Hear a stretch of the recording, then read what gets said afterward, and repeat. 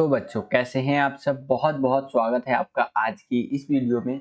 आज का ये वीडियो बहुत ज़्यादा खास होने वाला है क्लास 12th के बच्चों के लिए, क्योंकि आज की इस वीडियो में हम देखने वाले हैं बच्चों क्लास 12th का आपका जियोग्राफी सब्जेक्ट का एक सैम्पल पेपर कह लीजिए या प्रैक्टिस पेपर। इसको सॉल्व करने वाले हैं आज की इस वीडियो में। हिंदी में आप इसको बोलते हैं भूगोल सिद्धांतिक यानी कि जियोग्राफी थ्योरी का आपका ये पेपर होने वाला है। ठीक है, आपको पता ही होगा बच्चों कि आपका जो पेपर है बोर्ड एग्जाम जिसको आप कह सकते हैं, बोर्ड एग्जाम होने वाला है बच्चों आपका 18 मई 2022 को आपका जो है सो कि जियोग्राफी का यानी कि भूगोल का बोर्ड एग्जाम होने वाला है, जिसके लिए हम लोग इम्पोर्टेंट जो सैंपल पेपर्स है आपके वो देख रहे हैं। ठीक है, ऑलरेडी मैंने आपको 5 पेपर करवा दिया है, 5 सैंपल पेपर कह लीजिए या प्रैक्टिस पेपर वो करवा दिया है। ठीक है, ये हमारा प्रैक्टिस पेपर नंबर 6 है। अगर आपने इन वीडियोस को नहीं देखा है तो ये जो वीडियो अभी आप देख रहे हैं इसको कंप्लीट देखने के बाद ये 5 पेपर और देख लीजिएगा, आपका बहुत अच्छा तैयारी हो जाएगा। मैं आपको लिखित रूप में दे रहा हूं कि अगर आप इतने प्रैक्टिस पेपर कर लेंगे ना जितने हम करवा रहे हैं, ठीक है, तो आप धन्यवाद देंगे। पेपर देने के बाद ना आप कमेंट में लिखेंगे कि थैंक्स सर कि मैंने इतने आपके द्वारा जो भी पेपर दिए गए थे वो कर लिए और मेरे बहुत अच्छे नंबर आए हैं, क्योंकि इससे बाहर तो मुझे नहीं लगता कुछ आना चाहिए। इसमें से बहुत सारे क्वेश्चंस रिपीट होंगे, ध्यान रखिएगा। ठीक है, और हाँ बच्चों, अगर आपको वीडियो पसंद आता है तो वीडियो को लाइक जरूर किया कीजिए। अगर आप वीडियो को लाइक करते हैं तो इससे हमारा मोटिवेशन बढ़ता है और वीडियोस को बनाने के लिए। तो चलिए वीडियो को शुरू करते हैं। तो जियोग्राफी सब्जेक्ट है जिसका कोड होता है 029। ये जो पेपर होगा 2 घंटे का होगा, आपको पता होगा। ये पेपर आपको होगा 35 नंबर का बच्चों। उसके बाद अगर हम लोग ऊपर चले तो आप देखेंगे कि आपका जो बोर्ड का पेपर है, फाइनल जो बोर्ड एग्जाम आएगा उसका क्वेश्चन पेपर कुछ इसी तरह का पैटर्न फॉलो करता हुआ आएगा आपका। ठीक है, यहाँ पर सीरीज वगैरह लिखी हुई रहेगी। ये सेट 2 है। आपको जो पेपर मिलेगा बच्चों वो सेट 1 से लेकर के सेट 4 तक के बीच में कोई सा भी मिल सकता है, और हमने सभी सेट के क्वेश्चन पेपर्स के ऊपर वीडियो बना रखी है। ठीक है, आपको चैनल पे मिल जाएगा वो सारा वीडियो। यहाँ पर कोड नंबर लिखा हुआ देखने को मिलेगा आपको। रोल नंबर के लिए इस तरह से सेक्शन दिया हुआ रहेगा। ठीक है, और कुछ बेसिक बातें यहाँ पर लिखी हुई रहेंगी। ठीक है, यहाँ पर चले तो बताया गया कि इस पेपर के अंदर जो मुद्रित पृष्ठ है वो 9 है और एक मैप देखने को मिलेगा आपको। 9 प्रिंटेड पेजेस है और एक मानचित्र है यहाँ पर। ठीक है, साथ ही साथ कुछ और बातें बता रखा है, बोल रखा है कि यहाँ पर आपको टोटल 10 क्वेश्चन देखने को मिलेंगे जियोग्राफी के अंदर। जी हाँ बच्चों, 10 क्वेश्चन। और आपको पता होना चाहिए कि आपका जो पेपर आपको मिलता है 15 मिनट का टाइम आपको पढ़ने के लिए भी मिलता है पेपर को करने से पहले। ठीक है, तो वही बात है, 10:15 पे आपको पेपर जो है दे दिया जाता है और आपको 10:30 तक के लिए बोला जाता है कि 15 मिनट है आपके पास, पेपर को पढ़ लीजिए। और इस दौरान आपको अच्छे से पढ़ना है पेपर को अपना। उसके बाद आगे चले तो हम लोग यहाँ पर आते हैं सामान्य निर्देश की तरफ, जिसको इंग्लिश में आप जनरल इंस्ट्रक्शंस कहते हैं। तो हिंदी में यहाँ पर आप सामान्य निर्देश देख सकते हैं। मैं इसको इंग्लिश में थोड़ा अच्छे से आपको बताता हूँ। अगर आप इस हिंदी में पढ़ना चाहते हैं तो वीडियो को पॉज करके पढ़ सकते हैं। मैं आपको इंग्लिश में बताता हूँ अच्छे से, हिंदी में भी बताऊंगा, इंग्लिश हिंदी दोनों में बताऊंगा। देखिए जनरल इंस्ट्रक्शन है, बहुत शॉर्ट में कवर करना चाहूंगा। बताया गया है कि जो आपका पेपर होगा ये 5 सेक्शंस के अंदर बटा हुआ होगा, section A B C D और ई। ठीक है, जो आपका क्वेश्चन पेपर आएगा इसको 5 भागों में 5 खंडों में विभाजित कर दिया गया है। ठीक है, उसके बाद यहाँ पर सेक्शन ए की बात कर रहा है। इसके अंदर सेक्शन ए के अंदर क्वेश्चन नंबर 1 से लेकर क्वेश्चन नंबर 3 तक जो होगा ये सेक्शन ए के अंदर आएगा आपका। और साथ ही साथ बताया गया है इस ये जो क्वेश्चंस होंगे आपके ये very short answer type questions होंगे, और 4 क्वेश्चंस पूछे जाएंगे सेक्शन ए के अंदर, कोई 3 क्वेश्चन आपको अटेम्प्ट करना है। अगर हम बात करें सेक्शन बी की तो सेक्शन बी में सिर्फ एक क्वेश्चन होगा, चौथा क्वेश्चन, जो कि आपका स्रोत आधारित होगा, सोर्स बेस्ड क्वेश्चन होगा आपका। उसके बाद सेक्शन सी में बोला गया है कि क्वेश्चन नंबर 5 एंड 6 ये 2 क्वेश्चन सेक्शन सी के अंदर आएंगे, जो कि शॉर्ट आंसर बेस्ड क्वेश्चंस होंगे, यानी कि आपके 3-3 नंबर वाले जो क्वेश्चंस होते हैं वो। उसके बाद आ जाते हैं सेक्शन डी में, तो इसके अंदर क्वेश्चन नंबर 7 से लेकर 9 तक जो क्वेश्चंस है ये लॉन्ग आंसर बेस्ड क्वेश्चंस होंगे। ठीक है, सेक्शन डी के अंदर आपसे 5-5 नंबर वाले क्वेश्चंस पूछे जाएंगे। और हमारा लास्ट सेक्शन है सेक्शन ई, जिसके अंदर सिर्फ एक क्वेश्चन होगा, 10वां क्वेश्चन, जो कि मैप बेस्ड क्वेश्चन होगा आपका। तो ये था आपका सामान्य निर्देश, जिसको आप इंग्लिश में जनरल इंस्ट्रक्शंस भी कहते हैं। ठीक है, अब हम लोग बढ़ चलते हैं अपने पेपर की तरफ, तो देखते हैं आपका पेपर। तो यहाँ पर हम लोग आ गए हैं बच्चों सेक्शन ए के अंदर, जिसको हिंदी में आप खंड ए बोलते हैं। इसके अंदर अब हम लोग देखने वाले हैं very short answer type questions. यहाँ पर समझिए बच्चों, दो दो नंबर के आपके क्वेश्चंस होने वाले हैं इसके अंदर, और आपको अटेम्प्ट करना है, और टोटल आपका 6 नंबर का ये सेक्शन होने वाला है। ठीक है, तो देखिए पहला क्वेश्चन है कि उपभोक्ता वस्तु उद्योग क्या है, उदाहरण सहित आपको बताना है। 2 नंबर का क्वेश्चन है। तो देखिए उपभोक्ता वस्तु उद्योग क्या होता है, ठीक है, तो ध्यान से समझिए। उपभोक्ता वस्तु उद्योग ऐसे सामान का उत्पादन करते हैं जो प्रत्यक्ष यानी कि डायरेक्ट रूप से, ठीक है, उपभोक्ता द्वारा उपयोग कर लिया जाता है, जैसे ब्रेड एवं बिस्कुट, चाय, साबुन आदि।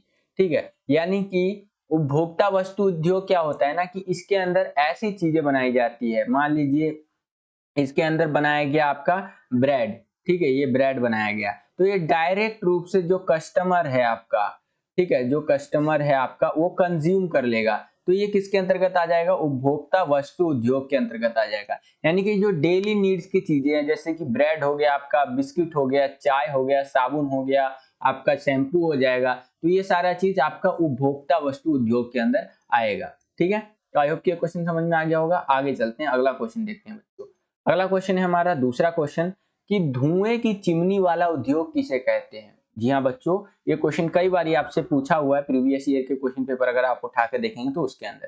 तो उत्तर देखिए बच्चों, परंपरागत बड़े पैमाने वाले औद्योगिक प्रदेश जिसमें कोयला खदानों के समीप स्थित धातु पिघलाने वाले उद्योग, भारी इंजीनियरिंग, रसायन निर्माण इत्यादि का कार्य किया जाता है, इन्हें धुएं की चिमनी वाले उद्योग भी कहते हैं या कहा जाता है। यानी कि आपने देखा होगा, कोई मान लीजिए स्टील फैक्ट्री है, और स्टील फैक्ट्री के वहां पर इस तरह से आप देखेंगे कि इस तरह से क्या होता है, कई सारे चिमनी लगे हुए रहते हैं, ठीक है, जिसमें से धुआं निकल रहा होता है और स्टील बन रहा होता है। जी हाँ बच्चों, इस तरह से चिमनी लगे हुए रहते हैं, उसमें से क्या होता है, बहुत ज्यादा मात्रा में धुआं निकल रहा है, क्योंकि जाहिर सी बात है स्टील या लोहा जो भी बनाएंगे तो उसमें से उसको बहुत गर्म करके और तब कोई आकार दिया जाता है या स्टील वगैरह बनाया जाता है, तो इसमें से क्या निकलता है, धुआं निकलता है। ठीक है, धुआं निकला, तो धुएं का चिमनी वाला उद्योग इसे ही हम लोग कहेंगे। एक उदाहरण के माध्यम से मैंने आपको समझाने का प्रयास किया कि जो बड़े पैमाने के हमारे परंपरागत बड़े पैमाने के उद्योग है ना, जो अलग अलग प्रदेशों में होते हैं, जहां पर आप कोयला खदानों के समीप यानी कि कोयला के जो खदान होते हैं उसके सामने सामने उद्योग देखे जाते हैं ज्यादातर, जिसमें धातुओं को पिघलाया जाता है। कोई भी धातु हो सकता है, लोहा हो सकता है, स्टील या जो भी चीज है, धातु को पिघला करके और कोई रसायन उद्योग है, कोई केमिकल वाला भी उद्योग हो सकता है। इस टाइप के उद्योग होते हैं जिसके अंदर से भारी मात्रा में धुआं इस तरह की चीजें निकलती है। ठीक है, तो इन्हें ही धुएं की चिमनी वाला उद्योग भी हम लोग कहते हैं। तो आई होप कि ये क्वेश्चन भी आपको समझ में आ गया होगा। आगे चलते हैं बच्चों, इसी के अथवा में, जी हाँ बच्चों, इसी के अथवा में या चॉइस में कह लीजिए, एक और क्वेश्चन नीचे पूछ रखा है कि बोला है कि अगर आपको ऊपर वाला क्वेश्चन नहीं आता है तो ये नीचे वाला क्वेश्चन आप कर सकते हैं। ठीक है बच्चों, तो चलिए नीचे वाले क्वेश्चन को समझते हैं। ये क्वेश्चन भी कई बार आपके पेपरों में आया हुआ है कि जंग का कटोरा नाम से किस क्षेत्र को जाना जाता है और क्यों जाना जाता है। तो ध्यान से समझिए बच्चों, जंग का कटोरा किसको कहते हैं, तो संयुक्त राज्य अमेरिका यूएसए में स्थित जो पीटर्सबर्ग है उसको जंग का कटोरा नाम से जाना जाता है, क्योंकि जो हमारा पीटर्सबर्ग है वो लौह उत्पादन का प्रमुख क्षेत्र था, जिसका महत्व अब घट गया है। यानी कि यहाँ से लोहा बहुत मतलब पहले के टाइम पे यहाँ से लोहा बहुत ज्यादा मात्रा में निकाला जाता था। लोह उत्पादन और भी जो चीजें होती थी वो बहुत ज्यादा मात्रा में निकाली जाती थी, लेकिन अब इसका जो महत्व है, इंपॉर्टेंस है, वो कम हो गई है, जिसे अब हम लोग जंग का कटोरा भी कह देते हैं। ठीक है, तो आई होप कि आपको क्वेश्चन समझ में आ गया होगा। आगे चलते हैं, अगला क्वेश्चन देखते हैं। अगला क्वेश्चन है तीसरा क्वेश्चन कि चतुर्थ क्रियाकलाप की महत्ता का मूल्यांकन करें। ठीक है, तो जो चतुर्थ क्रियाकलाप है उसके बारे में आपको बताना है। देखिए उत्तर है आपका कि चतुर्थ क्रियाकलाप जो होता है वो अनुसंधान से संबंधित होता है। ठीक है, रिसर्चिंग वगैरह इस सब से संबंधित होता है, जो कि ज्ञानोमुखी होता है। ठीक है, और चतुर्थ क्रियाकलाप के कारण प्राथमिक क्रियाकलाप में कमी आई है। जो हमारा फोर्थ आपका जो एक्टिविटी है, चतुर्थ क्रियाकलाप है, इसके कारण क्या हुआ है, जो हमारा प्राइमरी एक्टिविटी है उसके अंदर कमी देखने को मिली है। हमें जो प्राथमिक हमारे क्रियाएं हैं जैसे कृषि वगैरह, ये सब में कमी देखने को मिली है। ठीक है, तो इस तरह से आप 2 नंबर का क्वेश्चन है, इतना ही आपको लिखना होगा। आगे अब हम लोग आ गए हैं बच्चों सेक्शन बी के अंदर, जिसके हिंदी में आप खंड बी भी बोल सकते हैं। इसके अंदर आपसे सोर्स बेस्ड क्वेश्चन पूछा जाएगा, यानी कि स्रोत आधारित क्वेश्चन पूछा जाएगा। तो देखिए चौथा क्वेश्चन है हमारा, बोल रहा है कि जो स्रोत दिया गया है उसको ध्यान से पढ़िए और प्रश्नों के आपको उत्तर देने हैं। 3 नंबर का आपका ये क्वेश्चन है। तो देखिए ये जो हमारा स्रोत है ये विनिर्माण उद्योग के ऊपर है, ठीक है। अगर आप इसको रीड करना चाहें तो रीड कर सकते हैं, मैं इसको रीड नहीं करूंगा, डायरेक्ट क्वेश्चन आंसर पे चलूंगा, ताकि हमारे जो वीडियो का लेंथ है वो ज्यादा लंबा ना हो। हर बारी आपका जो स्रोत है वो बदल करके पूछा जाता है, पैसेज टाइप में आप इसको समझ सकते हैं। तो ये देखिए यहाँ पे पहले ही बोल दिया कि सभी प्रश्नों का प्रयास करना है आपको, यानी कि जितने भी 3 क्वेश्चन दिए गए हैं तीनों के आंसर आपको बताने हैं। तो देखिए 4.1 में पूछ रहा है कि निर्माण शब्द से आप क्या समझते हैं। तो यहाँ पर बताया गया है कि विनिर्माण का शाब्दिक अर्थ है हाथ से बनाना, हालांकि अब इसमें मशीनों से बने सामान भी शामिल किए जाते हैं, ठीक है। तो इस तरह से आप स्रोत में से, ये जो स्रोत आपका दिया हुआ है इसमें से उत्तर ढूंढ करके आपको लिखना है। ये देखिए यहाँ पहली लाइन में ही आपको इसका पहले का उत्तर मिल जाएगा, ठीक है। ये देखिए, तो मैं कहीं अलग से नहीं बता रहा हूँ आपको, स्रोत में से ही बता रहा हूँ। उसके बाद आगे चलते हैं। तो अगला 4.2 में बोल रहा है, क्वेश्चन पूछ रहा है कि विनिर्माण में मूल्यवर्धक शामिल है, किसी एक उपयुक्त उदाहरण द्वारा स्पष्ट कीजिए। तो यहाँ उत्तर है कि यह अनिवार्य रूप से एक प्रक्रिया है जिसमें कच्चा माल, जो विनिर्माण होता है ना, जो उसमें कच्चा माल जो होता है ना उसको उच्च मूल्य के तैयार माल में बदल दिया जाता है, आप ये कह सकते हैं। उदाहरण है, कच्चे कपास को अधिक मूल्यवान धागों में बदल देते हैं। जो हमारा कच्चा कपास होता है ना उसको धागों में बदल देते हैं, फिर धागों को क्या करते हैं हम लोग कपड़े में बदल देते हैं, तो वो और ज्यादा मूल्यवान हो जाता है। तो इस तरह से उदाहरण देके आपको समझा रखा है। उसके बाद आगे चले तो 4.3 में बोल रखा है कि 2 उद्योगों के नाम बताइए जो वस्तुओं के उत्पादन के बजाय सेवाएं प्रदान करता है, यानी कि सर्विस प्रोवाइड करवाता है। तो वो है आपका मनोरंजन उद्योग और पर्यटन उद्योग। तो इस तरह से आप लिख सकते हैं। आगे चलते हैं बच्चों, अब हम लोग आ गए हैं सेक्शन सी के अंदर, जिसको हिंदी में आप खंड सी भी बोलते हैं। इसके अंदर हमसे शॉर्ट आंसर बेस्ड क्वेश्चन यानी लघु उत्तर आधारित प्रश्न पूछे जाएंगे। 3-3 नंबर वाले जो प्रश्न होते हैं हमारे वो पूछे जाएंगे बेसिकली, ठीक है। तो 2 क्वेश्चन करने हैं आपको 3 नंबर वाले, टोटल आपको 6 नंबर मिल जाएगा। इस तरह से जनरल इंस्ट्रक्शंस दे रखे हैं। तो देखिए क्वेश्चन नंबर 5 है कि छोटे पैमाने व बड़े पैमाने के उद्योग में अंतर आपको स्पष्ट करना है। काफी इंपॉर्टेंट क्वेश्चन है, कई बार पूछा जाता है। तो देखिए छोटे पैमाने के उद्योग क्या होते हैं, जाहिर सी बात है नाम से ही पता चल रहा है कि छोटे पैमाने मतलब छोटा ही होगा। तो देखिए निर्माण स्थल, इस प्रकार के उद्योगों में निर्माण स्थल घर से बाहर कारखाना होता है। मतलब इस प्रकार का जो उद्योग होता है ना, इसमें क्या होता है, कोई भी चीज का जो निर्माण हो रहा है वो कारखानों वगैरह में होता है आपका। उसके बाद बात करें तो बोला गया है कच्चा माल। अभी इस प्रकार के उद्योगों का जो कच्चा माल होता है वो स्थानीय कच्चे माल का ही उपयोग करते हैं, यानी कि लोकल एरिया में उनको जो कच्चा माल मिल जाता है उसी से इनका काम चल जाता है। छोटे पैमाने के उद्योगों की अगर हम बात करें, अगर रोजगार के अवसरों की बात करें बच्चों यहाँ पर, तो बोला गया है कि रोजगार के अवसर इस उद्योग में अधिक होते हैं, जिससे स्थानीय निवासियों की क्रय शक्ति बढ़ती है, ठीक है। यानी कि कहने का मतलब ये है कि इस तरह का जो उद्योग होता है ना, इसके अंदर क्या होता है ना कि एम्प्लॉयमेंट बहुत ज्यादा होती है। स्थानीय यानी लोकल लेवल पे जो लोग हैं ना उनको रोजगार मिलता है। रोजगार मिलेगा तो उनको पैसा मिलेगा, पैसा मिलेगा तो उनकी क्रय शक्ति बढ़ेगी, यानी परचेजिंग पावर बढ़ेगी, कोई भी चीज खरीदने की जो क्षमता होती है ना वो बढ़ेगी। तो ये था आपका छोटे पैमाने का उद्योग। 3 नंबर का क्वेश्चन है, तो इतना ही आपको बताना है, ठीक है। और जियोग्राफी में एक चीज ध्यान रखिएगा, इसमें कहानी बना करके आंसर लिखने की कोई भी जरूरत नहीं है, नंबर नहीं मिलने वाले, टाइम बर्बाद हो जाएगा आपका, ठीक है। 2 घंटे का पेपर है। तो जियोग्राफी की एक बहुत यूनिक चीज है कि इसके अंदर ना टू द पॉइंट आंसर होता है। तो आप भी कोशिश कीजिएगा कि जियोग्राफी की लैंग्वेज समझ के जाए, जो भी मैं आपको उत्तर बताता हूँ उसको समझ करके जाए। अगर ना समझ में आ रहा है तो 1-2 लाइन को रट लो, कोई उतना पहाड़ नहीं टूट जाएगा, ठीक है। लेकिन पूरी कोशिश कीजिएगा कि जो जियोग्राफी की लैंग्वेज है ना उसी लैंग्वेज में अपना पेपर दे के आइएगा, ठीक है। थोड़ा बहुत आपका लैंग्वेज तो मिक्स होगा ही होगा, क्योंकि हर स्टूडेंट का एक यूनिक ही लैंग्वेज होता है, आंसर लिखने का यूनिक तरीका होता है। लेकिन ज्यादा से ज्यादा कोशिश कीजिएगा एनसीईआरटी को आधार बना करके आप अपना लैंग्वेज जो है ना थोड़ी भाषा शैली सुधारने का प्रयास कीजिएगा, ताकि जो टीचर है उसके ऊपर एक अच्छा इंप्रेशन जाए, ठीक है बच्चों। अब हम लोग देखने वाले हैं बड़े पैमाने के उद्योग। अभी हमने देखा छोटे पैमाने के उद्योग, बड़े पैमाने के उद्योग क्या होता है ना, इसमें उत्पादन विकसित प्रौद्योगिकी तथा कुशल श्रमिकों द्वारा किया जाता है। जो भी चीज इसमें बनाया जाता है, जो भी चीज का उत्पादन होता है, उसके अंदर जो विकसित प्रौद्योगिकी है, यानी कि पूरी हमारा कह सकते हैं अच्छी टेक्नोलॉजी है, डेवलप्ड टेक्नोलॉजी है, उसके द्वारा इसके अंदर कोई भी चीज बनाया जाता है। और स्किल्ड लेबर चाहिए इसके अंदर, ठीक है, ऐसे नहीं कि अनस्किल्ड लेबर इन सबको बुला लेंगे, नहीं। इसके अंदर पढ़े लिखे लोग चाहिए होते हैं बड़े पैमाने के उद्योग के अंदर। उसके बाद बता रहा है कि उत्पादन अथवा उत्पादित माल को विशाल बाजार में बेचा जाता है। अब बड़े पैमाने के उद्योग में जाहिर सी बात है कोई भी उत्पादित माल मतलब कोई भी चीज जब बनाया जाएगा तो उसको एक बड़े बाजार में बेचा जाएगा। ऐसा नहीं कि उनका माल जो है छोटे लेवल पे ही वो बेच देंगे, खप जाएगा उनका, ऐसा नहीं होगा। ठीक है, क्योंकि बड़े पैमाने का है तो जाहिर सी बात है कोई भी चीज बनाएंगे तो बहुत ज्यादा मात्रा में बनाते हैं लोग। उसके बाद आगे देखिए, इसमें उत्पादन की मात्रा भी अधिक होती है, मैंने आपको बताया। उसके बाद बता रहा है कि अधिक पूंजी तथा विभिन्न प्रकार के कच्चे माल का प्रयोग किया जाता है। ये जो बड़े पैमाने के उद्योग होते हैं ना, इसमें ज्यादा पूंजी लगती है और इसमें बताया गया है कि बहुत अलग अलग टाइप के कच्चे माल का प्रयोग किया जाता है। स्थानीय लेवल पे कच्चा माल मिल गया तो ठीक है, नहीं तो ये ज्यादातर बाहर से मंगवाते हैं कच्चा माल। ठीक है, तो इस तरह से आप समझ सकते हैं। तो आई होप कि आपको ये क्वेश्चन भी समझ में आ गया होगा कि छोटे पैमाने के उद्योग व बड़े पैमाने के उद्योग में क्या अंतर होता है। और बच्चों, अगर आपको वीडियो पसंद आ रहा है तो वीडियो लाइक जरूर कीजिएगा।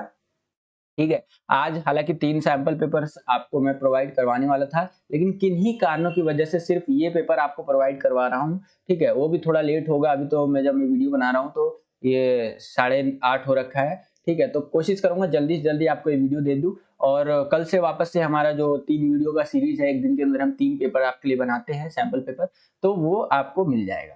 ठीक है, आज के लिए थोड़ा एडजस्ट कर लीजिएगा। चलिए आगे चलते हैं, अगला क्वेश्चन देखते हैं। अगला क्वेश्चन है हमारा छठा क्वेश्चन कि स्वामित्व के आधार पर उद्योगों का वर्गीकरण कीजिए। स्वामित्व मतलब जैसे मान लीजिए कोई भी चीज होती है तो या तो वो गवर्नमेंट की होगी, कोई भी मान लीजिए जमीन है या तो वो गवर्नमेंट की होगी या तो वो किसी प्राइवेट बंदे की होगी यानी पर्सनल आदमी की। ठीक है, या तो वो गवर्नमेंट की भी होती है और किसी आदमी की भी होती है। तो उसी प्रकार से यहाँ पर बोल रहा है कि स्वामित्व के आधार पर जो उद्योग होते हैं ना उनका वर्गीकरण करना है। तो सबसे पहले समझते हैं। सबसे पहला टाइप होता है सार्वजनिक क्षेत्र। अब इसमें क्या होता है ना, ऐसे उद्योग जो होते हैं ना वो सरकार के अधीन होते हैं। सार्वजनिक क्षेत्र के अंदर कोई भी उद्योग आता है तो गवर्नमेंट उसको कंट्रोल करती है। उसके बाद बोला गया है कि सरकार ही इनका प्रबंध करती है यानी मैनेजमेंट करती है। ठीक है, उसके बाद देखिए बताया गया सार्वजनिक क्षेत्र में क्या होता है कि भारत में बहुत से उद्योग सार्वजनिक क्षेत्र के बीच होते हैं, जैसे लौह इस्पात उद्योग। लौह इस्पात उद्योग जो है हमारा वो गवर्नमेंट कंट्रोल करती है। उसके बाद बताया गया है कि अधिकतर समाजवादी साम्यवादी देशों में ऐसा देखने को मिलता है कि ज्यादातर जो उद्योग है उसको गवर्नमेंट कंट्रोल करती है, वो सार्वजनिक क्षेत्र। अब हम लोग बात करने वाले हैं बच्चों निजी क्षेत्र के बारे में, यानी कि प्राइवेट सेक्टर जिसको आप इंग्लिश में कहते हैं, इसके बारे में। अभी तक हमने देखा सार्वजनिक क्षेत्र के बारे में, जो सार्वजनिक क्षेत्र टाइप के उद्योग होते हैं उसके बारे में। अब देखिए निजी क्षेत्र में उद्योग भी आते हैं। देखिए क्या होते हैं, ऐसे उद्योगों का मालिक एक व्यक्ति या एक कंपनी होता है जो निजी क्षेत्र के अंतर्गत आते हैं।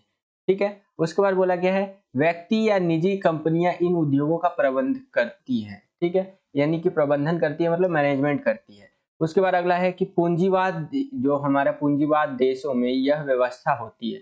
ज्यादातर देखा गया है कि जो निजी क्षेत्र का जो टाइप का व्यवस्था है उद्योग का, ये हमारा पूंजीवादी जो देश है ना उसके अंतर्गत हम लोग को ज्यादा देखने को मिलता है।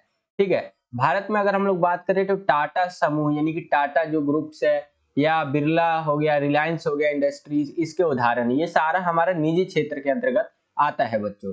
ठीक है, आगे चलते हैं बच्चों। अब हम लोग बात करने वाले हैं संयुक्त क्षेत्र के बारे में, जिसमें कि गवर्नमेंट और प्राइवेट जो हमारे प्लेयर्स हैं दोनों ही आते हैं, जिसको हम लोग संयुक्त बोलते हैं। ठीक है, तो देखिए कुछ उद्योगों का संचालन जो होता है सरकार और निजी कंपनियां मिल करके करती हैं।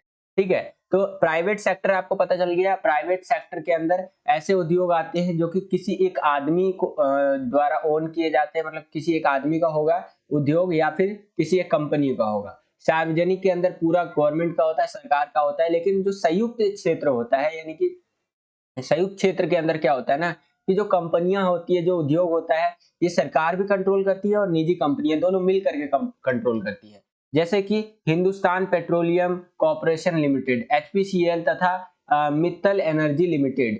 ठीक है, यहाँ पर आप देख सकते हैं एचपीसीएल हो गया आपका, मित्तल एनर्जी लिमिटेड हो गया, ये इसके उदाहरण है। इसको गवर्नमेंट भी कंट्रोल करती है और प्राइवेट प्लेयर्स भी कंट्रोल करते हैं। ठीक है, तो आई होप कि आपको एक क्वेश्चन समझ में आया होगा कि स्वामित्व के आधार पर उद्योगों का वर्गीकरण 3 प्रकार से किया जा सकता है। पहले होते हैं सार्वजनिक क्षेत्र वाले उद्योग, दूसरे होते हैं निजी क्षेत्र वाले उद्योग और तीसरे होते हैं संयुक्त क्षेत्र वाले उद्योग। तो आई होप कि आपको समझ में आ गया होगा। अब हम लोग आगे चलते हैं। इसी के अथवा में या चॉइस में कह लीजिए एक क्वेश्चन आपसे पूछा गया है बच्चों काफी इंपॉर्टेंट क्वेश्चन है ये, कई बार पेपर में आया हुआ है कि कुटीर उद्योग से क्या तात्पर्य है, किस प्रकार के उद्योगों को कुटीर उद्योग कहा जा सकता है। तो ध्यान से समझिए बच्चों, ये वाला क्वेश्चन मैंने वैसे पहले भी आपको करवा रखा है, लेकिन आप ध्यान से समझिए। ठीक है, कुटीर उद्योग उन उद्योगों को कहते हैं जिनमें लोग अपने परिवार के सदस्यों के साथ मिलकर स्थानीय कच्चे माल की सहायता से घर पर ही दैनिक उपयोग की वस्तुओं का निर्माण करते हैं। समझ में आया? कुटीर उद्योग बहुत छोटे लेवल के उद्योग होते हैं जिसके अंदर अपने परिवार के सदस्य, अपने फैमिली मेंबर्स को मिला लेते हैं, वही लेबर उबर सबका वही काम करते हैं। ठीक है, और जो स्थानीय तौर पर कच्चा माल मिल रहा है, उनको रॉ मटेरियल मिल रहा है, उनको लाते हैं और जो दैनिक लेवल डेली वाली चीजें हैं उनको बनाते हैं। ठीक है, अगर मैं आपको एग्जाम्पल के जरिए बताऊं तो आप लोग देखते होंगे बच्चों, स्थानीय स्तर पे आप लोग जो धूप बत्ती इस्तेमाल करते हैं। ठीक है, धूप बत्ती जो पूजा पाठ में इस्तेमाल की जाती है, ज्यादातर वो स्थानीय स्तर पे ही बनाई जाती है। ठीक है, और भी कई सारे उदाहरण हो सकते हैं। अगरबत्ती हो गया आपका, जो पूजा पाठ में इस्तेमाल करते हैं, वो स्थानीय स्तर पे बनता है। पापड़ हो गया, लिज्जत पापड़ का नाम आपने सुना होगा। ठीक है, तो लिज्जत पापड़ आज के टाइम पे भी देखा जाए ना तो स्थानीय स्तर पे महिलाओं को रोजगार देने वाला सबसे बड़ी कंपनियों में से एक है। जिसमें क्या होता है ना कि स्थानीय स्तर पे ही जो रॉ मटेरियल होता है उसको इकट्ठा किया जाता है और वो लोग पापड़ बनाते हैं और वो पापड़ बेचते हैं। ठीक है, तो क्या होगा, ये सारा हमारा कुटीर उद्योग के अंतर्गत आएगा। ठीक है, हालांकि लिज्जत पापड़ तो अब काफी बड़ा हो गया, मैं एक एग्जाम्पल बता रहा हूँ आपको। ठीक है, तो ये हो गया आपका। उसके बाद देखिए, कुटीर उद्योग के बारे में और चीजें बता रखा है कि पूंजी एवं परिवहन के साधन इन उद्योगों को प्रभावित नहीं करते हैं, क्योंकि कच्चा माल एवं बाजार दोनों ही स्थानीय स्तर पर उपलब्ध होते हैं। ठीक है, यानी कि ना तो पूंजी, इसमें पैसे की ज्यादा जरूरत है, ना ही इसमें ट्रांसपोर्टेशन का खर्चा आता है। ठीक है, दोनों ही चीज इसको कोई भी इफेक्ट नहीं करती है, कुछ भी प्रभावित नहीं करती है। क्यों? क्योंकि देखिए, ये लोग जो माल बनाते हैं वो स्थानीय लोकल लेवल पे इनका बिक जाता है, तो ये लोग कुटीर उद्योग के अंतर्गत आते हैं। ठीक है, तो ये चीज आप लिख सकते हैं। उसके बाद मतलब बाजार इनको लोकल लेवल पे मिल जाता है। अगला है कि किसी शक्ति चालित मशीन की आवश्यकता नहीं होती। ठीक है, हाथ के साधारण औजार ही उपयोग में आते हैं। ठीक है, अब जैसे कि आप मान लीजिए एक लोहार है। ठीक है, लोहार में वो अपने फैमिली मेंबर्स को ही रख रखा है और चीजें बना रहा है, तो उसको हाथ से जो चलाने वाले औजार है उनसे उसका काम हो जाएगा। ठीक है, तो वही बोल रहा है कि इसमें कोई ऐसा हाई लेवल का मशीन नहीं चाहिए, हाथ से चलने वाला जो मशीन होता है ना हमारा, उससे भी काम बन जाता है बच्चों। ठीक है, तो इस तरह से आप लिख सकते हैं। तो ये था हमारा कुटीर उद्योग क्या होता है। आई होप कि आपको समझ में आ गया होगा कि परिवार के सभी लोग मिलकर के काम करते हैं, स्थानीय लेवल पे ही काम हो जाता है इनका, बाजार भी इनको स्थानीय लेवल पे मिल जाता है अपने सामान बेचने के लिए, और सामान बनाने के लिए जो कच्चा माल होता है वो भी लोकल लेवल पे इनको मिल जाता है। पूंजी की ज्यादा जरूरत नहीं है, पैसा वैसा नहीं चाहिए, ज्यादा ज्यादा मशीनों का भी ज्यादा इस्तेमाल नहीं करते लोग, हाथ से ही इनका काम ज्यादा हो जाता है। ठीक है, तो इस तरह से आप लिख सकते हैं। अब हम लोग आ गए हैं बच्चों सेक्शन डी के अंदर, यानी कि खंड डी के अंदर, जिसके अंदर आपसे लॉन्ग आंसर क्वेश्चंस यानी कि दीर्घ उत्तरीय प्रश्न पूछे जाएंगे। ठीक है, 3 क्वेश्चन करने हैं आपको इसके अंदर, 5-5 नंबर का एक क्वेश्चन होगा, टोटल 15 नंबर का आपका ये सेक्शन होने वाला है। ठीक है, तो यहाँ पर देखिए मैं इसका सिर्फ सब हेडिंग आपको बताऊंगा, आप पढ़ना चाहें तो पढ़ सकते हैं। क्वेश्चन देखिए पहले, उद्योगों की स्थापना को प्रभावित करने वाले कारक कौन कौन से। उद्योगों की स्थापना मतलब समझ रहे हैं आप, मान लीजिए ये हमारी एक जमीन है, ये ए नाम की एक जमीन है। ठीक है, तो यहाँ पर कोई भी हमारा उद्योग इस जमीन पे क्यों लगना चाहेगा। ठीक है, तो इसकी स्थापना यहाँ पर क्यों होगी। ठीक है, तो उन्हीं स्थापना हम लोग यहाँ पर क्यों करेंगे, मतलब फैक्ट्री क्यों लगाएंगे यहाँ पर। ठीक है, तो इसको प्रभावित करने वाले कारक बताने हैं कि कहीं पर आपको फैक्ट्री बहुत ज्यादा क्यों मिलती है और कहीं पर फैक्ट्रियां आपको कम क्यों देखने को मिलती है। ठीक है, तो चलिए इसका आंसर समझते हैं। पहला है कच्चे माल की उपलब्धता, यानी कि जाहिर सी बात है कहीं पर अगर आप कोई बड़े पैमाने का या इस तरह से उद्योग लगा रहे हैं तो आपको उसमें कच्चा माल चाहिए होगा। ठीक है, इसीलिए आप सोचेंगे कि आपको कच्चा माल वहां पर इजीली मिल जाए। ठीक है, और जो भी खराब पदार्थ है उनको नष्ट करने की भी सुविधा मिले। ठीक है, चीनी वगैरह के लिए गन्ना उन्ना ये सब मिले, इस तरह से बातें यहाँ पर बता रखा है। ठीक है, तो कच्चा माल वहां पर मिल जाए और इजीली अवेलेबल हो जाए, ट्रांसपोर्टेशन में ज्यादा दिक्कत ना आए, तो एक ये फैक्टर है कि कोई उद्योग क्यों लगाया जाएगा कहीं पर, मतलब उद्योगों की स्थापना को प्रभावित करने वाले कारकों में आप इसको गिन सकते हैं। फिर वो अगला है कि अनुकूल जलवायु, वहां की जो जलवायु है वो अनुकूल होनी चाहिए उसके। ठीक है, यहाँ पर आप देख सकते हैं। जहाँ पर ठंडे और गर्म प्रदेशों में उद्योगों की स्थापना कठिन कार्य है, ठीक है। जहाँ पर बहुत ज्यादा ठंडी होती है, जहाँ पर बहुत ज्यादा गर्मी होती है ना, वहां पर कोई भी फैक्ट्री लगाना बहुत रिस्की होता है। मान लीजिए राजस्थान जैसी जगह है, वहां पर कोई फैक्ट्री लगाएंगे, गर्मी बहुत होती है वहां पर, तो भी दिक्कत है, ठीक है। कश्मीर जैसी जगह है, ठंडी बहुत होती है, ठीक है, तो वहां पर कोई फैक्ट्री लगाएंगे तो भी दिक्कत है। तो मतलब ऐसी जलवायु चाहिए जो नॉर्मल जलवायु हो, काम हो जाए फैक्ट्री लोगों का, ठीक है। अगला है शक्ति के साधन। वे उद्योग जिनमें अधिक शक्ति की आवश्यकता होती है, वे ऊर्जा के स्रोतों के समीप लगाए जाते हैं, जैसे एल्यूमिनियम उद्योग। यानी कि जो उद्योग, जो फैक्ट्रियों में अधिक आप कह सकते हैं ऊर्जा चाहिए, एनर्जी चाहिए, वो लोग ऐसे जगहों पे लगाए जाते हैं जहां पे उनको जल्दी मिल जाए ऊर्जा और मतलब दिक्कत ना आए, जैसे कि एल्यूमिनियम उद्योग। उसके बाद है अगला श्रम की उपलब्धता, यानी कि जितना उनको लेबर उबर चाहिए, ये सब चाहिए, मशीन वशीन चाहिए, तो वो सारा चीज उनको अवेलेबल हो जाए, ठीक है। कुशल श्रमिक या फिर जो भी चीज है वो सारा चीज यहाँ पर अवेलेबल हो जाए, ठीक है। तो ये सारी चीजें लिख सकते हैं। अगला आप लिख सकते हैं पूंजी। किसी भी उद्योग के सफल विकास के लिए पर्याप्त पूंजी का उपलब्ध होना बहुत अनिवार्य है। कारखानों के लिए जमीन, मशीनें, कच्चा माल, श्रमिकों को वेतन यानी कि जो सैलरी होती है उसके लिए पर्याप्त आपके पास पूंजी होनी चाहिए, पैसा होना चाहिए। उदाहरण के लिए यूरोप में पर्याप्त मात्रा में पूंजी उपलब्ध होती है तथा वहां उद्योग भी काफी विकसित है, ठीक है। तो ये आप इस तरह से लिख सकते हैं। तो ये है आपके कारक जो कि उद्योगों की स्थापना को प्रभावित करते हैं, ठीक है। तो आई होप कि आपको समझ में आ गया होगा। कई बार पूछा है आपसे पेपर में, 5 नंबर के क्वेश्चन में डायरेक्ट पूछ लेगा आपसे। तो ये सारी चीजें आप एक्सप्लेन करके लिख सकते हैं। आगे चलते हैं। अगला क्वेश्चन है 8वां क्वेश्चन कि भारत विश्व में चिकित्सा पर्यटन में अग्रणी देश बनकर के उभरा है, ठीक है। चिकित्सा पर्यटन में अग्रणी देश बनकर के उभरा है, कैसे वो आपको स्पष्ट करना है। तो देखिए, भारत में महानगरों में अवस्थित विश्व स्तरीय अस्पताल संपूर्ण विश्व के रोगियों का उपचार करते हैं। यानी कि जो भारत देश है हमारा, यहाँ पर सस्ते में ही कोई दूसरा देश का अगर आदमी आए, जैसे कि मान लीजिए अमेरिका से कोई आदमी आया, स्विट्जरलैंड से कोई आदमी आया, ठीक है, तो वो सस्ते में अपना इलाज करवा सकता है। और हमारे यहाँ पर दिल्ली, मुंबई, चेन्नई, कोलकाता, ये ऐसे जो जगहें हैं, ये शहर है, ऐसे महानगर है कह सकते हैं, यहाँ पर आपको हाई क्लास लेवल का आपको हॉस्पिटल देखने को मिल जाएगा, जहां पर आपको कोई भी रोग हो, आपको कोई भी बीमारी हो, उसका इलाज हो सकता है। उसके बाद अगला है कि भारत स्विट्जरलैंड के अस्पताल विकिरण बिंबों के अध्ययन से लेकर चुंबकीय अनुनाद बिंबों के निर्वाचन और पराश्रय परीक्षणों तक की विशिष्ट चिकित्सा सुविधाओं को उपलब्ध कराता है। यानी कि कहने का मतलब यह है कि स्विट्जरलैंड जैसे डेवलप जो आपका देश है, ये या डेवलपिंग हमारा कंट्री है, विकासशील देश है हम लोग, लेकिन जो विकसित देश है ना, उस टाइप की फैसिलिटीज हम लोग देते हैं आपका जो हेल्थ केयर सिस्टम है हमारा अस्पतालों के अंदर, ठीक है, ये आप देख सकते हैं। उसके बाद अगला है आपका, इससे बाह्य स्रोतन रोगियों को भी लाभ होता है, ठीक है। तो इस तरह से आप लिख सकते हैं। इसी के अथवा में एक क्वेश्चन आपसे पूछा है कि अगर आपको ऊपर वाला क्वेश्चन नहीं आता है तो आप नीचे वाला क्वेश्चन कर सकते हैं, ठीक है। इस टाइप का क्वेश्चन मैंने एक पहले भी आपको करवाया है।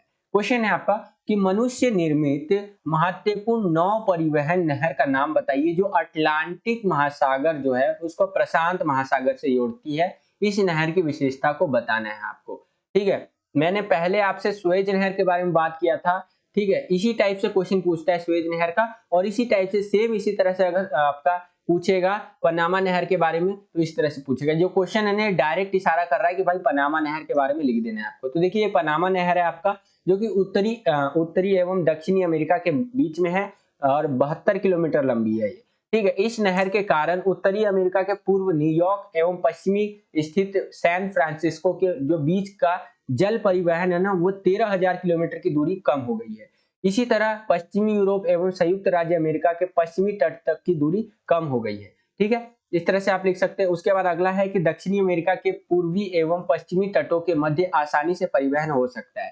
तो ये जो दो पोर्ट्स है इसके बीच में आसानी से ट्रेवलिंग कर सकते हैं। यह नहर जो है ना आपका पनामा नहर, ये दक्षिणी अमेरिका के राष्ट्रों के मध्य व्यापार को बढ़ावा देने में बहुत कह सकते हैं सहायक हुई है। तो देखिए, कोई भी नहर हो, चाहे आपकी पनामा नहर हुई, रामबान आपको एक टिप दे रहा हूँ, ठीक है, चाहे पनामा नहर हो और या फिर आप कह लीजिए सॉरी सुएज नहर हो, तो इसमें एक पॉइंट तो आपका ये बनेगा ही बनेगा, आंख मूंद के लिख दीजिएगा कि ये व्यापार में इस नहर ने बहुत अहम योगदान दिया है, ठीक है। तो ये हो गया आपका, ये आपका जो पनामा नहर के बारे में बातें थी हमने कर ली। इस तरह से आपको इसका आंसर लिखना है अगर ये क्वेश्चन आपसे पूछ लिया जाता है तो। अब हम लोग आगे चलते हैं बच्चों। हम लोग आ गए 9वें प्रश्न में, जिसमें बोला गया है अलोप खनिजों के नाम लिखिए। नाम बताइए वही, बॉक्साइट के वितरण की 4 बिंदुओं में आपको विवेचना करनी है। ठीक है, तो अलोह जो आपका खनिज है उसके बारे में पहले समझ सॉरी बॉक्साइट का वितरण भी देख लीजिए पहले। बॉक्साइट मुख्यतः टर्शियरी निक्षेपों में पाया जाता है। यह विस्तृत रूप से प्रायद्वीपीय भारत के पठारी क्षेत्रों में पाया जाता है अथवा पर्वतीय श्रेणियों के साथ साथ देश के तटीय भागों में भी पाया जाता है। बॉक्साइट की बात कर रहा है। उड़ीसा बॉक्साइट का सबसे बड़ा उत्पादक है। उड़ीसा जो राज्य है वहां पर बॉक्साइट सबसे ज्यादा मिलता है। ठीक है, कालाहांडी तथा संभलपुर अग्रणी इसको उत्पादक है। ठीक है, तो ये नाम बता रखा है। उसी प्रकार से और बातें बता रखा है कि झारखंड में लोहार डांगा जिने की पैड लेड्स में भी इसके समृद्ध निक्षेप है। तो झारखंड में बता रहे हैं कि इस जगह पे इसके बहुत ज्यादा आपको चीजें देखने को मिलेंगी बॉक्साइट के। ठीक है, गुजरात की अगर हम बात करें तो भावनगर और जामनगर, छत्तीसगढ़ में अमरकंटक के पठार, मध्य प्रदेश में कटनी, महाराष्ट्र में आपका कोलाबा, ठाणे कोताहपुर में आपका महत्वपूर्ण इसके उत्पादक देखने को मिलेंगे। ठीक है, बॉक्साइट के। तो इस तरह से आप लिख सकते हैं। ठीक है, आई होप कि आपको समझ में आ गया होगा। अलोह खनिजों के नाम की बात करें तो बॉक्साइट वगैरह आप लिख सकते हैं। उसके बाद हमारा जो अगला सेक्शन है, सेक्शन ई है, जिसको खंड ई भी आप कहते हैं, जो कि मानचित्र आधारित प्रश्न इसमें आपसे पूछे जाएंगे। मैप वाले क्वेश्चन आपसे इसमें पूछे जाएंगे। ठीक है, तो देखिए क्वेश्चन नंबर 10वां है मैप से रिलेटेड क्वेश्चन कि आपको कोई 5 करना है, एक एक नंबर का एक क्वेश्चन है, टोटल 6 दिया होगा आपको। जैसे कि मैं ये क्वेश्चन आपको करवा रखा है, मैंने एग्जाम्पल के लिए यहाँ पर रख दिए हैं। ठीक है, इस तरह से आपका मैप से रिलेटेड क्वेश्चन पूछेगा। मैप के लिए मैं आपके लिए सेपरेट वीडियो बना दूंगा, तैयारी चल रही है उसके लिए। ठीक है, सोच रहा हूँ थोड़ा यूनिक तरीके से करवाऊं, इसलिए थोड़ा लेट हो रहा है। लेकिन अगर आपको मैप अभी भी देखना है तो प्रीवियसली जो हमारा फर्स्ट एंड सेकंड जो वीडियो आया था हमारा पेपर जियोग्राफी का सैंपल पेपर, ठीक है, इसके अंदर हमने मैप करवा रखे हैं। और थर्ड वाला जो पेपर करवाया था उसके अंदर भी मैप करवाया है, मैंने आपका नाम बताया था थर्ड वाले में। ठीक है, तो वो तीनों पेपर आप फर्स्ट के 3 पेपर देखिएगा, उसमें काफी आपके मैप के क्वेश्चन तैयार हो जाएंगे। और बाकी जो अभी मैं वीडियो बनाऊंगा उसके अंदर तो आपको तैयार हो ही जाएंगे। यहाँ पर और देख सकते हैं मैप के क्वेश्चन है, जैसे गुजरात में स्थित तेल शोधन शाला है हमारा जामनगर। ठीक है, तो इस तरह से हमारा ये जो पेपर था जियोग्राफी का प्रैक्टिस पेपर या सैंपल पेपर नंबर 6 ये समाप्त होता है यहाँ पर हमारा। तो आई होप कि आपको जो हमने ये पेपर करवाया जियोग्राफी का ये समझ में आया होगा और पसंद आया होगा। कल से वापस से हमारी जो 3 वीडियो एक दिन में आती थी वो आने लग जाएगी। किन्हीं कारणों की वजह से आज मैंने 3 वीडियो नहीं बना पाया आपके लिए, लेकिन जितने भी पेपर आपके लिए बना रहा हूँ सैंपल पेपर ये सारे ही इंपॉर्टेंट है। तो जरूर देखिए, सारे के सारे आपके जो पेपर होने वाला है 18 तारीख को उसके अंदर बहुत काम आएगा। ठीक है, तो ध्यान रखिएगा, जितने भी पेपर हमारे द्वारा बनाए जा रहे हैं सारे आप करके जाइए। ठीक है, और साथ ही साथ कई बच्चे मुझसे अभी भी कमेंट करके बोल रहे हैं कि सर पॉलिटिकल साइंस का बना दीजिए, पॉलिटिकल साइंस का बना दीजिए। तो देखिए, मैं आपको कई बार बोला हूँ कि पॉलिटिकल साइंस की अगर बात करें ना तो 100 में से 95 वाला बच्चा हूँ मैं। ठीक है, तो इसकी तो आप चिंता कीजिए ही मत, इसमें तो ऐसी तैयारी करवा दूंगा ना मैं आपकी कि आप धन्यवाद देते थकेंगे नहीं। ठीक है, तो आप बिल्कुल भी चिंता मत कीजिए, आप पहले जियोग्राफी पे फोकस कीजिए। आपको पता ही होगा 18 मई को आपका पेपर है, 18 मई 2022 को आपका। ठीक है, तो इस पे आप फोकस कीजिए। और हमारा जो आज प्रैक्टिस पेपर नंबर 6 था ये कंप्लीट हो गया आपका। अब जो नेक्स्ट वीडियो आएगी प्रैक्टिस पेपर नंबर 7 पे आएगी, तो इस वीडियो को भी जरूर देखिएगा। हमारे जो प्रीवियस वीडियो है उनको देखने के लिए आपको डिस्क्रिप्शन खोलना है, वहां पर भी आपको जो है सो कि देखने को मिल जाएगा प्रीवियस वीडियो का लिंक। साथ ही साथ चैनल पे आप जाएंगे तो वीडियो वाला जो सेक्शन है हमारा, वीडियोस वाला जो सेक्शन है वहां पर भी आपको जो हमारे जियोग्राफी के प्रैक्टिस पेपर हमने डाले हैं उनके वीडियोस आपको देखने को मिल जाएगा।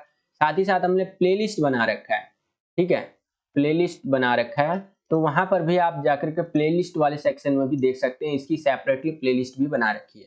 ठीक है, तो कई तरीके हैं, आप उन वीडियोस को भी जरूर देखिएगा, बहुत मदद करेगा। अगर आपको ये वीडियो पसंद आया तो वीडियो को लाइक कीजिएगा। ठीक है, और अगर आप हमारे चैनल पर नए आ गए हैं और हमारे चैनल को सब्सक्राइब नहीं किया है तो सब्सक्राइब कर सकते हैं, आप बिल्कुल ही फ्री है इसी तरह की वीडियोस को आने के लिए। जैसे ही आप सब्सक्राइब करेंगे आपको बगल में इस टाइप से घंटे का आइकन देखने को मिलेगा, इसको आपको क्या करना है, प्रेस करना है।